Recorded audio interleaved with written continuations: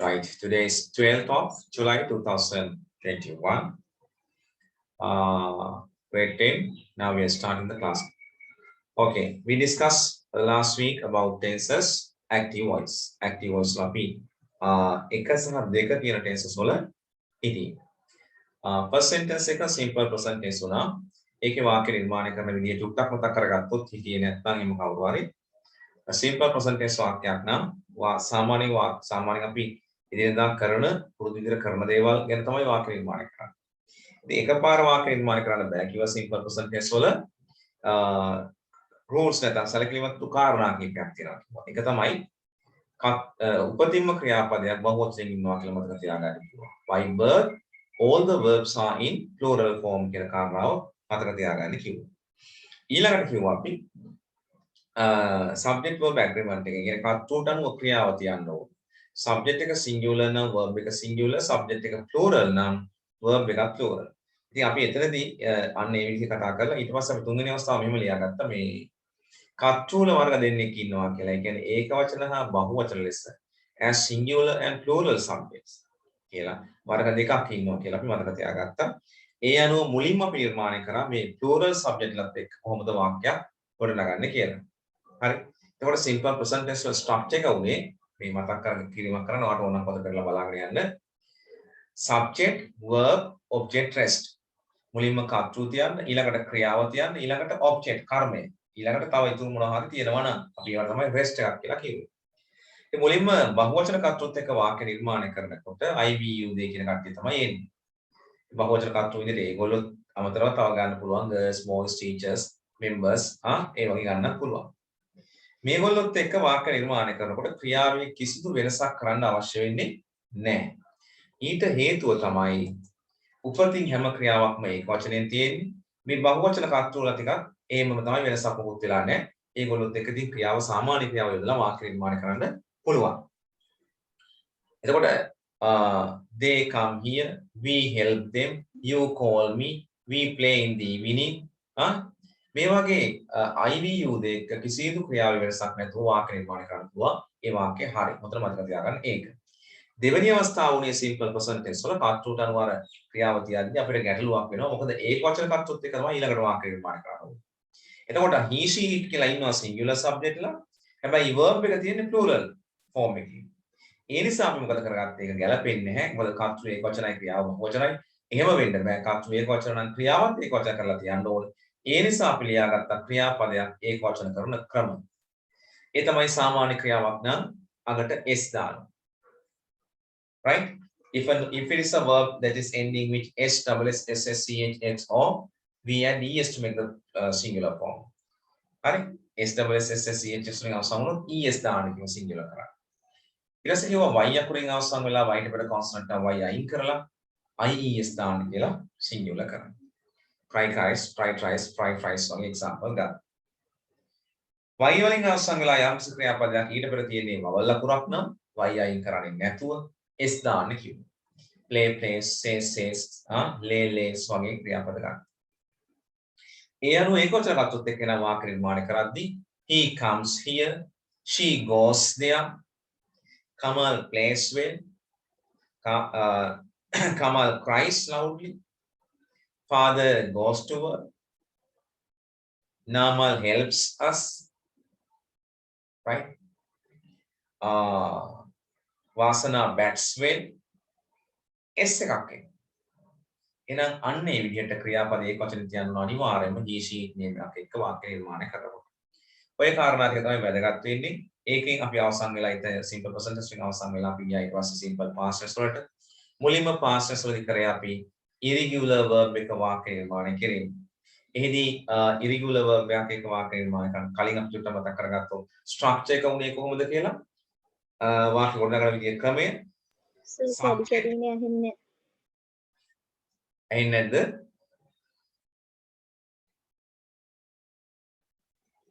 ඇහෙන්නේ නැද්ද?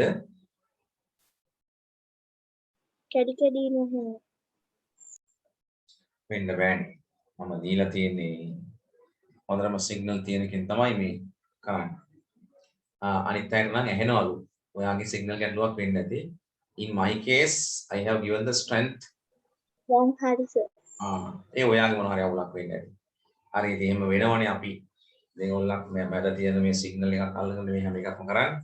එහෙම වෙනස්කම් වෙනවා ඈ. මගේ පැත්තේ මම උඩරිම දීලා තියෙන්නේ SLT නෙවෙයි අයින් කරලා තියෙන්නේ මොකද SLT එක පොඩ්ඩක් වෙනස් වෙනවා රේන්ජ්. එහෙම ඩයලොග් වලින් මේ දීලා තියෙන්නේ වෙනම. හරි. එතකොට ඒක වචන කර්තෘත් එක්ක අපි වාක්‍යෙම ඒව කතා කරා අපි අතීත කාලේ ඉන්නේ subject verb එක past tense තියන්න ඕනේ ඉතින් අනිවාර්යයෙන්ම verb එක past tense object rest. එතකොට මුලින්ම අපි ලිව්වේ irregular verb එක. අර come came come do did done think thought කියලා අපි ලියාගත්තේ irregular list එකේ මැද තීරුවේ ක්‍රියාපද. ඉතින් ඒ හරහා අතීත කාලේදී simple past tense වල ඒක වචන බහු වචන ලෙස කර්තෘගේ කිසිම වෙනස්කමක් නැහැ. සියලුම දෙනාත් එක්ක අතීත කාලේ ක්‍රියාව තියන්න පුළුවන්. එහෙනම් ඔබට verb එකේ past tense විතරයි මතක තියෙන්න ඕන කර්තෘ කෙනෙක් දාලා ඕන වාක්‍යයක් කියන්න පුළුවන්. She came here. හරි.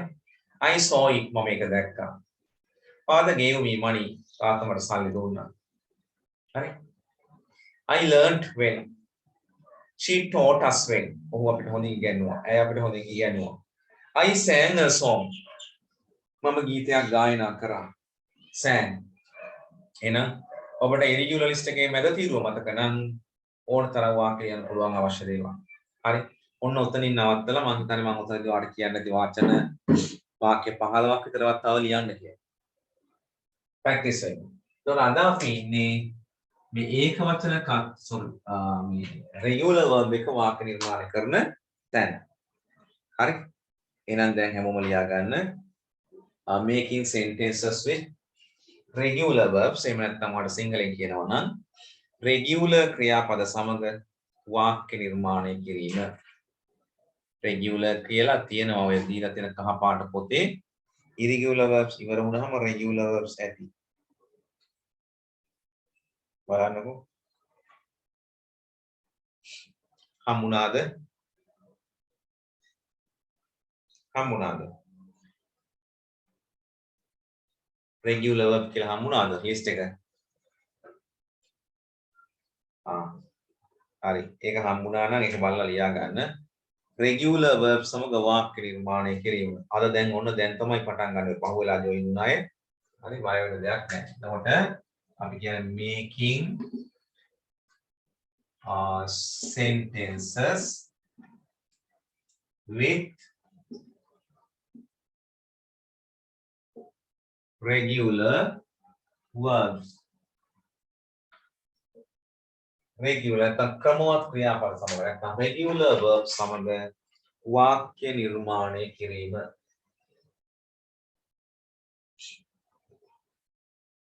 හරි. හොඳයි. ඒක ලියා ගන්න.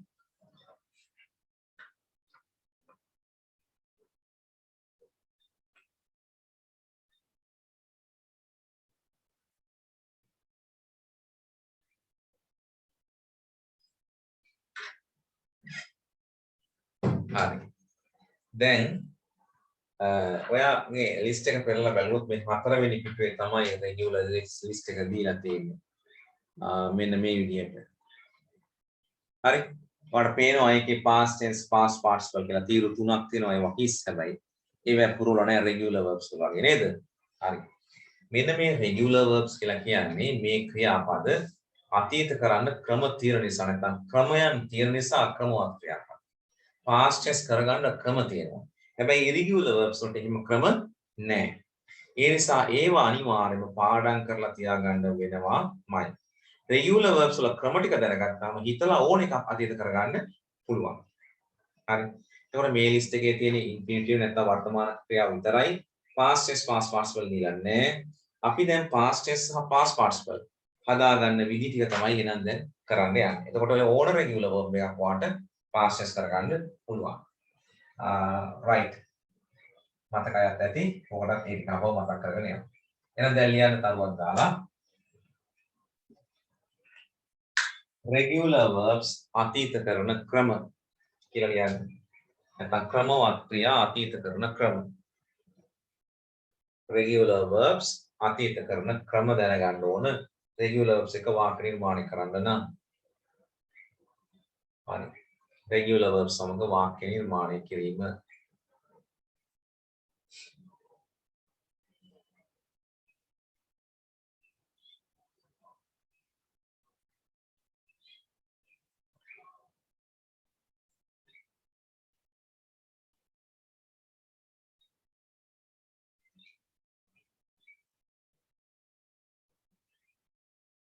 right, number 1. පළවෙනි ක්‍රමය ලියන්න. 1. මොකක්ද සර් කිව්වේ? කිව්වේ regular verbs සමග වාක්‍ය නිර්මාණය. sorry. ඒක කලින් ලියවනේ ඔයාලා.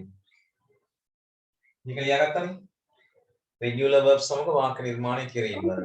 ඊට පහලින් ලියා ගන්න ඕන regular verbs අතීත කරන ක්‍රම කියන්නේ. regular verbs අතීත කරන ක්‍රම.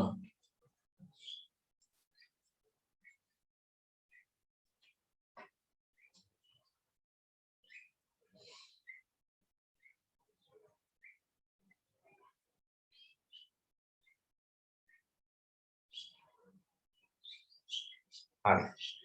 පළවෙනි ක්‍රමය 1. ලියන්න එක දාලා සාමාන්‍ය ක්‍රියාවක් නම් ed එක් කිරීමෙන් සාමාන්‍ය ක්‍රියාවක් නම් ed එක් කිරීමෙන්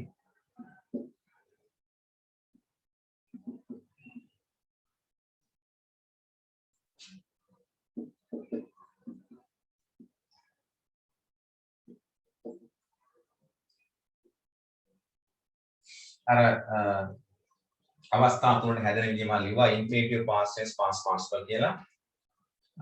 මේ බලන්න සාමාන්‍ය ක්‍රියාවක් නම් ed එක් කිරීමෙන් කියලා පළවෙනි ක්‍රමය ලියාගත්ත නේද? සාමාන්‍ය ක්‍රියාවක් නම් ed එක් කිරීමෙන්. for example at එකතු කරනවා. කොහොමද ඒක past tense වෙන්නේ? අගට ed දාන්න. added එකතු කෙරුවා. එන එක past participle කරගන්න අගට ed දාන්න. added එකතු කරලා ඊළඟට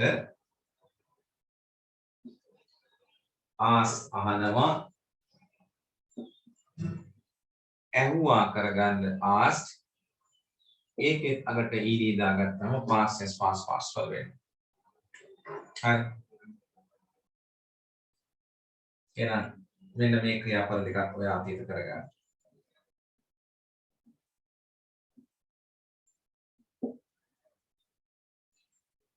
cook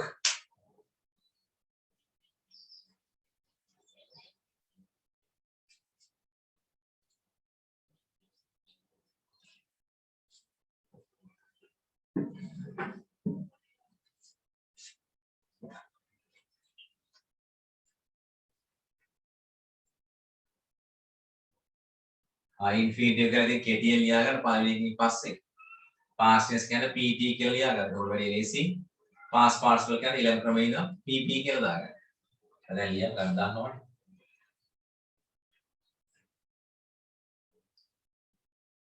එතකොට තේරුම් විදිහට ගත්තොත් add එකතු කරනවා.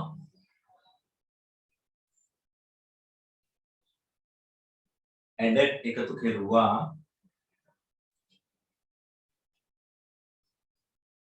added එකතු කරලා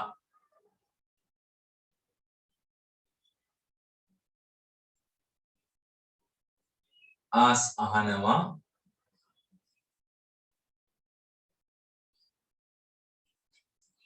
asked ඇහුවා asked අහලා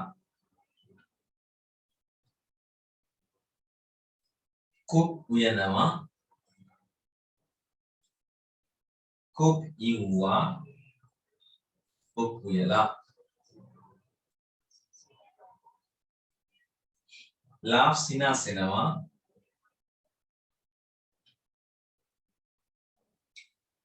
laugh සිනාසුනා laugh සිනාසෙනවා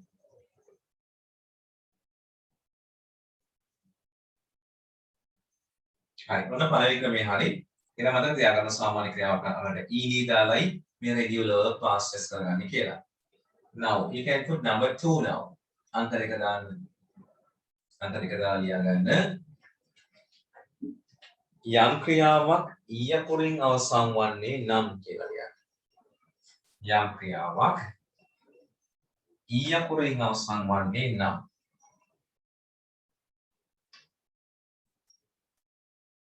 යම් ක්‍රියාවක් ඊයකුරින් අවසන් වන්නේ නම්.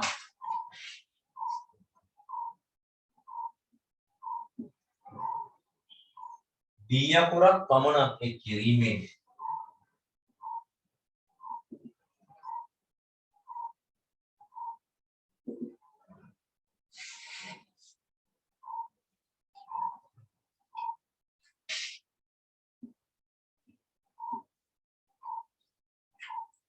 යම් ක්‍රියාවක් ඊයකුරින් අවසන් වන්නේ නම් දීයකුරක් පමණක් එක් කිරීමෙන් තමයි අපි අතීතය හදාගන්නේ. මේ බලන්න. See these four words: advise, admire, smile, provide. These four words are ending in E. So how shall we make the past tense of these words? We just add a D. We just add D to make the past tense. Advised, D. Past parts will also same. When I lazy කියන්නේ past tense වෙන්නේ එකමයි past parts වල වෙන්නේ මේ regular verbs වල. එනවා වැඩි අමාරු නැද්ද ඒකයි. මතක තියාගන්න lazy. මේකම මෙතන ලියන්න. ඊළඟ ලියන්න.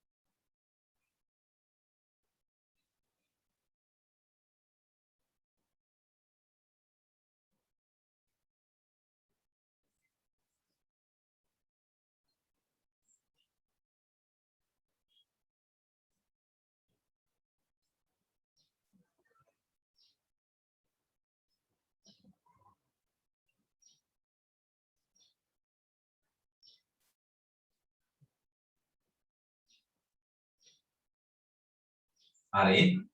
මොන ලියලා ඉවරනා නම් ඔයාලට තේරුම ලියා ගන්න පුළුවන්. advice අවවාද කරනවා.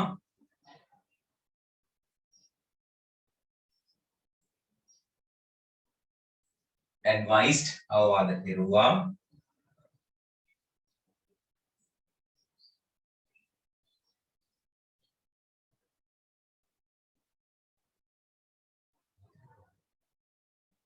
advice අවවාද කරලා. admire අගය කරනවා.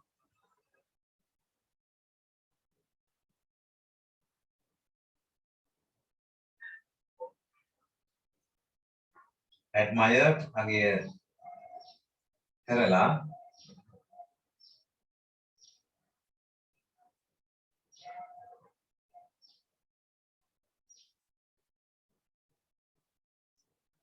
කෙරුවා admire අගය කරලා.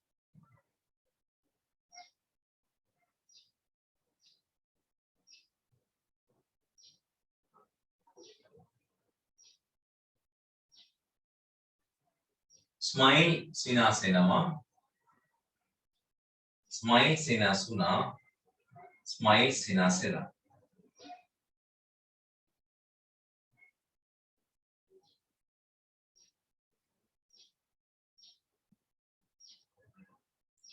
provide සපයනවා. provided සපයුවා. provided සපයලා.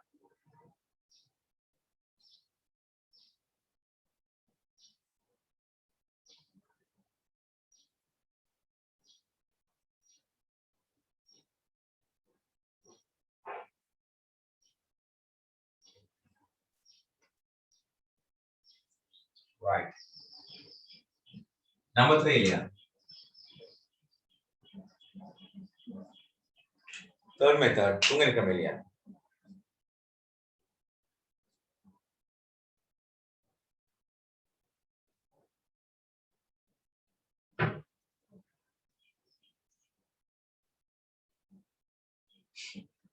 තුන්වෙනි ක්‍රමය ලියන්න.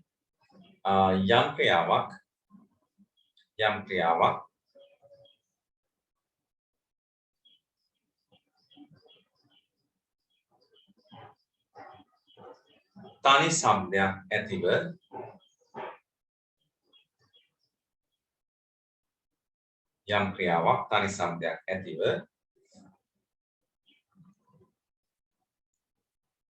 consonant අකුරකින් අවසන් වී consonant CONSONANT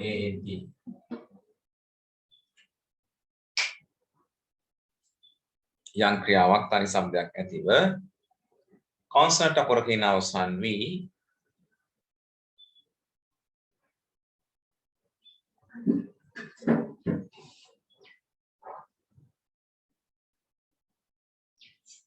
ඊට පෙර ඇත්තේ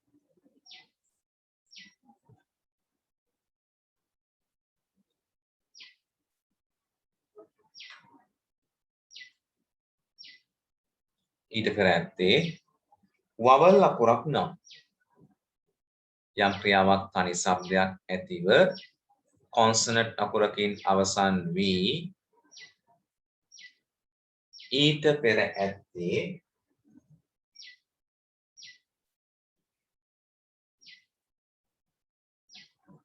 vowel අකුරක් නම් VOWEL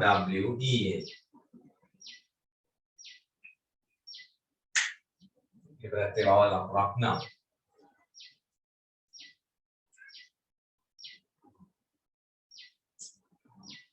එම ක්‍රියාව අතීත කරනුයේ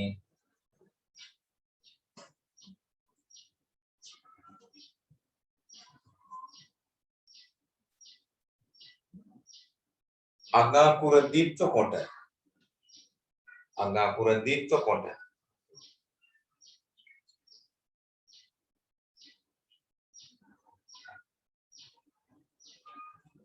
ed කිරීමෙන් අගාකුර ඩබල් කරලා ලාස්ට් එකට ඩබල් කරලා ed දාන්න ඕනේ. stop, clap, bake, chat. Look at this word.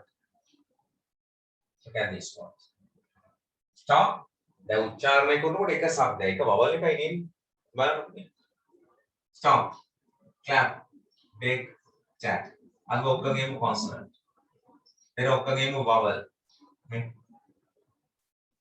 එවැනි ක්‍රියාපදයක් නම් අතීත කරගන්න අගාකුර ඩබල් කරන්න. stop, past participle එකක් ඒකම තමයි වෙන්නේ. stop. clap අත්පොඩි ගන්නවා. clapped, bake, යා ගන්න.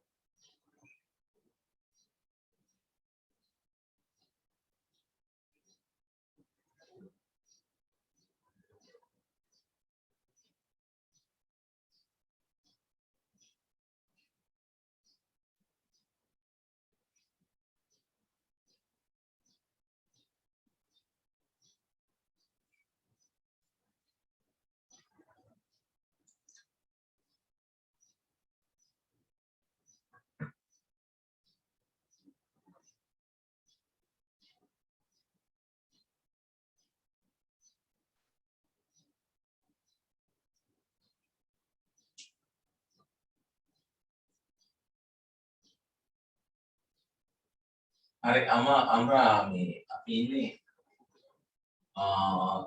making sentences with regular verbs කියන තැන ඉන්නේ. හරි අපි ක්‍රමවත් ක්‍රියාපද සමග අතීත වාක්‍ය නිර්මාණය කරන ඉන්නේ simple past tense වල ඒකේ ක්‍රම දෙකක් ලිව්වා අතීත කරන ක්‍රම.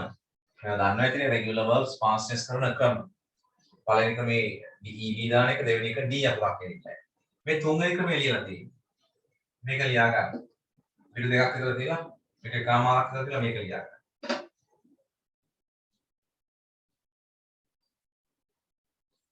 මේකේ තුන්වෙනි ක්‍රමය තමයි යම් ක්‍රියාවක් තනි શબ્දයක් ඇතිව යම් ක්‍රියාවක් තනි શબ્දයක් ඇතිව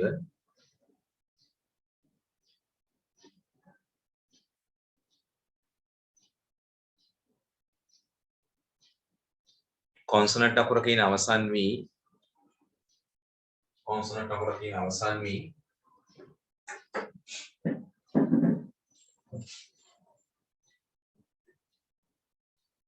ඊට පෙර මොකද කිව්වේ? මේ තුන්වෙනි ක්‍රමය අහපව කියන්නේ අර අම්ලා දැන් යා මේකයි ඈ. අනිත් අය මේ ටික ලියා ගන්න තියෙන්නේ. හරිද ආශිර්වාද? හරි සර්. අම්ලට මම කියන්නේ යම් ක්‍රියාවක් තනි શબ્දයක් ඇතුළු කොන්සනන්ට් අකුරකින් අවසන් වී ඊට පෙර ඇත්තේ වවල් අකුරක් නම් අගාපුර දිත්ව කොට ed එක කරයි. අගාපුර ඩබල් කරන ලාස්ට් ලෙටර් එක ඩබල් කරලා ed දාලා අදින කරගන්න. For example,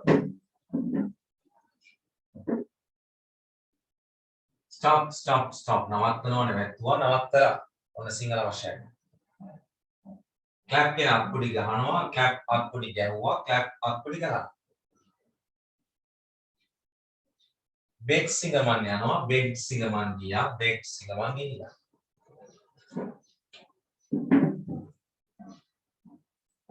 chat සුවඳව කතා කරනවා chatted සුවඳව කතා කරනවා chatted සුවඳව කතා කරලා. අම්රා හරිද ඒක? හරි සර්. හතරවෙනි ක්‍රමය ලියන්නේ නේ. යනවා හතරවෙනි ක්‍රමය. යම් ක්‍රියාවක්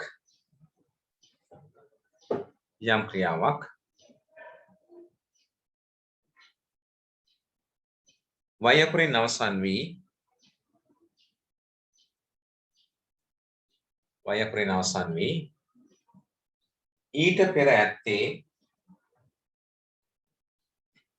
ඊට පෙර ඇත්තේ කොන්සනන්ට් අකුරක් නම් කලින් ලියුවා කොන්සනන්ට් කියලා CONSONANT ඊට පෙර ඇත්තේ කොන්සනන්ට් අකුරක් නම්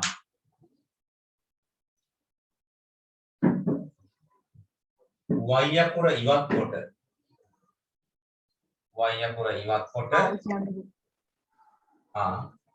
යම් ක්‍රියාවක් y අකුරින් අවසන්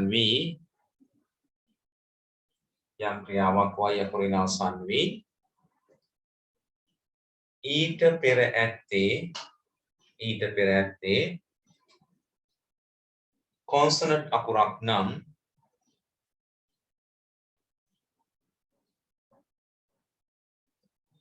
y අකුර ඉවත් කොට IED එක කිරීමෙන් IED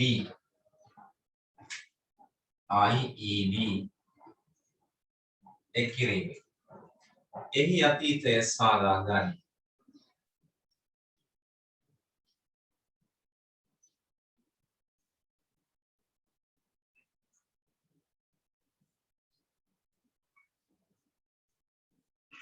Right, look at the 4 examples here given.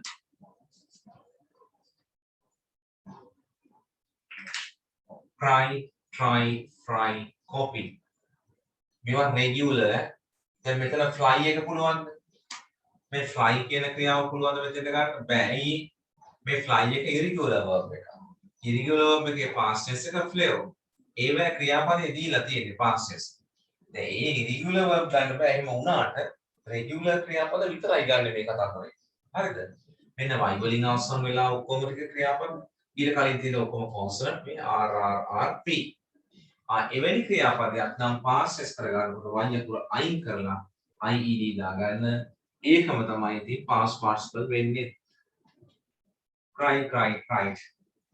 එහෙනම් ඉතින් try, tried, tried.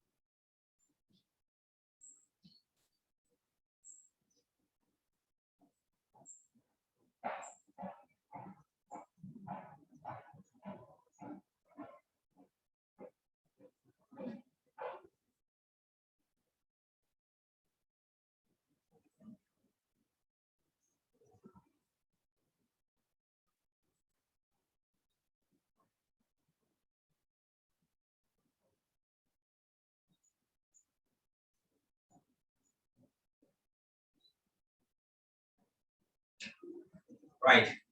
Try cry under cried and cried under la. විනාඩි දෙකකින් වගේ අපව වාරට ලොක් වෙන්න වෙයි. try උත්සාහ කරනවා. tried උත්සාහ කෙරුවා. tried උත්සාහ කරලා. fry කියන්නේ තෙලේ දාලා බදිනවා. fry. fried rice with බැද්දා බැදලා. copy කියන්නේ පිටපත් කරනවා. copy පිටපත් කෙරුවා. copy පිටපත් කරලා. හරි. අපි අවසාන ක්‍රමයේ ලියන්න යන්නේ. මේක ලියා ගන්න. යම් ක්‍රියාවක් y අකුරින් අවසන් වී ලියන්න. යම් ක්‍රියාවක් y අකුරින් අවසන් වී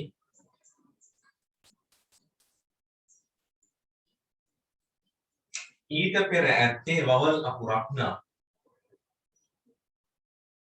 යම් ක්‍රියාවක් y අකුරින් අවසන් වී ඊට පෙර ඇත්තේ vowel අකුරක් නම්.